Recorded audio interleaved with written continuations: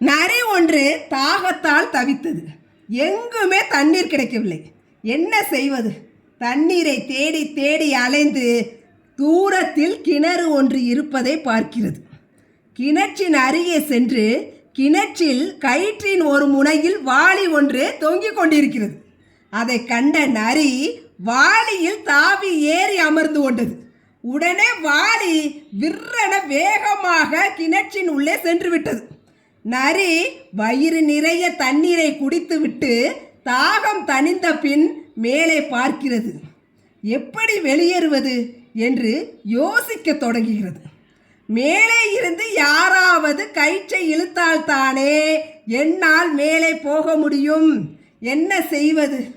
நேரம் ஆக ஆக நரிக்கு ஒரே பயம், ஒரே அச்சம். அந்த நேரம் பார்த்து கிணற்றின் அருகே ஓநாய் ஒன்று வந்தது. கிணற்றின் உள்ளே எட்டி பார்க்கிறது. அங்கு நரி இருப்பதை கண்டது. அடடா, நரி ஐயா, உள்ளே என்ன செய்கிறீர்கள் என்று கேட்கிறது. நான் இப்போது சொர்க்கத்தில் இருக்கிறேன். என்ன அருமையான இடம் தெரியுமா? இங்கு மீன், கோழி, ஆடு, மாடு எல்லாம் தருகிறார்கள் என்றது நரி. ஓநாய் சற்றும் யோசிக்காமல் கயிற்றின் மறுமுனையில் கட்டப்பட்டிருந்த வாளிக்குள் குதித்து விட்டது. அந்த வாளி சரசரவென வேகமாக கிணற்றின் உள்ளே போய்விட்டது.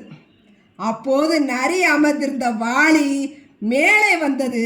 நரி மேலே வரும்போது பாதி வழியில் ஓநாயை பார்த்தது.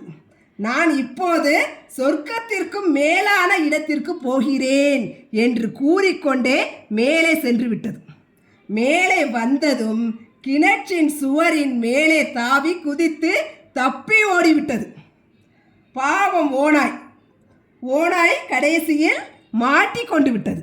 ஆக ஒரு செயலை செய்வதற்கு முன் பல முறை யோசிக்க வேண்டும். எந்த ஒரு செயலையுமே யோசிக்காமல் செய்யக்கூடாது.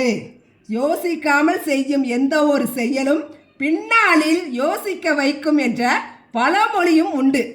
எனவே செயலின் சாதக பாதகங்களை ஆராய்ந்து நிதானமாக செயல்படுவது ரொம்ப முக்கியம். அவசரப்பட்டு முடிவெடுப்பது பல நேரங்களில் தோல்விக்கு வழிவகுக்கும். நன்கு யோசித்தால் தவறுகளை நம்மால் தவிர்க்க முடியும்.